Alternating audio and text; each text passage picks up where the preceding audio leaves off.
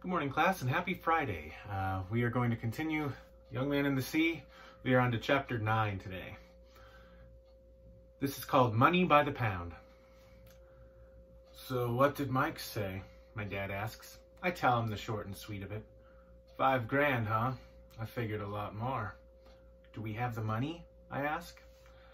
Dad shrugs himself around on the couch, so he's staring at a different part of the ceiling. You know we don't, he says. Then it don't make no difference, does it? He shades his eyes and looks at me. Don't be mad at me, Skiffy. I couldn't stand it if my own son was mad at me. That makes me feel pretty rotten because it's true. But I know it ain't fair to be mad at my dad because we're poor, so I go, ready for some lunch? Today is grilled cheese day. By the time the sandwiches are ready, I'm over feeling low because I got a plan to get the money and solve all our problems. All along, I've been concentrating on the Rose, getting her fixed. I've been thinking so hard on that, I forgot she ain't the only boat in the world. There's the skiff my dad built me for my 9th birthday. I've been up and down the creek in it 1,000,000 times and all over the harbor, too. It's a good little boat, and the outboard runs most of the time. No reason the skiff can't be put to work earning money. After lunch, I get out the calculator. Okay, here goes. Figure my skiff is big enough to hold me and 3 lobster traps. 3 at a time. There are 200 perfectly good traps stacked on the dock right now, all licensed and tagged, not doing anything since my dad quit fishing. If I bring them out 3 at a time, I can be fishing all 200 traps in a couple of weeks. This time of year, they're paying $2 a pound for lobster at the co-op. So figure 2,500 lobsters equals a rebuilt engine for the Mary Rose. Sounds like a lot, but that means each trap has only got to catch about 13 lobster and we're home free. 13 lobster, that's all. That's the magic fix the engine number. 13 for each trap and I got all summer to catch them. That's like 2 lobster a week in each trap. This is going to be so easy I can't think what I was so worried about. Best thing of all, I can start right away. There's really no point letting Dad know, but I'm so excited I tell him anyhow. He looks at me waving a sheet of paper with all my calculations on it and he closes his eyes and sighs. It ain't that easy, he says. You're forgetting what it costs for bait and lost traps and gas for the outboard. And sometimes the lobster don't cooperate, you know that. The point is I'll be making money. Boy your age should be playing with his friends. Like I said, no point telling him. All he looks at is the bad side. Like, why bother if things are going to go wrong? He's been like that since Mom got sick and stays that way no matter what I say or do. It ain't an easy thing, but I gotta forget about Dad on the TV couch and concentrate on my own stuff. Maybe he'll come around and maybe he won't, but in the meantime, there's lobster out there just waiting to crawl into my traps. Money by the pound. Easy pickings. First day after lunch, I work like a demon dragging traps to my skiff. Lobster trap is an awkward thing to handle because the weight is all in the bottom. That's to make it sink, of course, but it means I need to be careful how I load the traps into the skiff so I don't tip the boat over.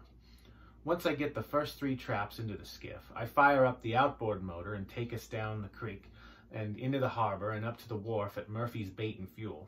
I leave $5 in the jar for a bucket of bait and try to skedaddle before anybody thinks to ask what I'm up to.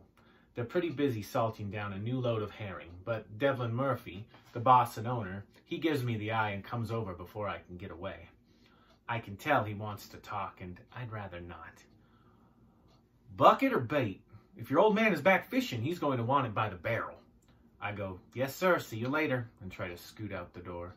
Not so fast, Devlin says, laughing through his beard. He's this huge guy with a big chest and belly and legs that look like tree stumps.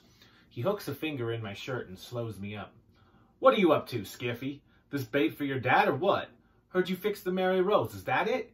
He finally getting back into it, is he? Devlin Murphy is a fiend for gossip. Always wants to know everything that's happening on the creek and round the harbor.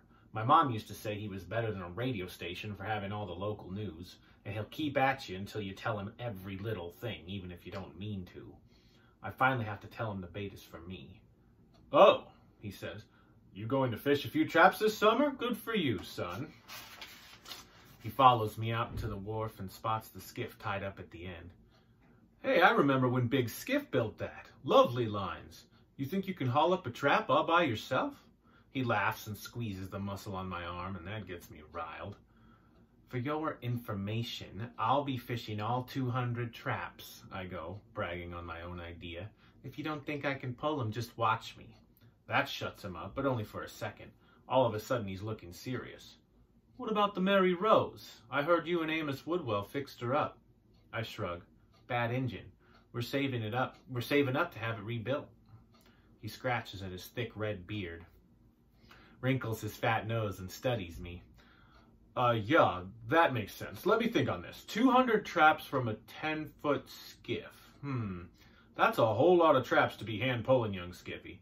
Your dad worked that many with a full-sized boat and a hydraulic puller. I got the skiff, I tell him, so that's what I'm using. He rubs the top of my head, which I hate more than anything. Tell you what, he says, we'll set up an account for you, like I did with your father. Give you the fisherman's discount. You can charge the bait and gas you need, and we'll settle up at the end of the summer. That okay with you? Sure it is. Thanks, Mr. Murphy. My customers call me Dev. Now you go on and catch a ton of lobster, son, and tell your father Dev Murphy says hello. He stands there at the end of the wharf, big as his own bait shack, and watches until I'm out of sight. So after reading that chapter, think about Skiff's plan. Sounds pretty good. He thought of a way to make enough money to fix the Mary Rose, but it does seem like there could be some problems that arise. So I want you guys to, in the comments below, predict what problems might Skiff come across. It sounds like he's got this small little boat that he can use, but the manpower it's going to take to get that many lobster, his dad gave a few reasons why it might not work so well. So what do you think is going to be Skiff's biggest obstacle to coming up with the money? And is he going to have to come up with the money a different way, or is it still going to work out, but he's just going to have to overcome a lot of challenges? I'd love to hear from you guys. And this is the last video I'm recording before spring break, so I will also comment on this on Google Classroom, but have a great spring break.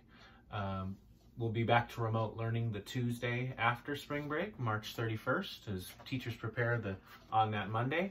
But I hope you guys have a great and safe spring break. Take care.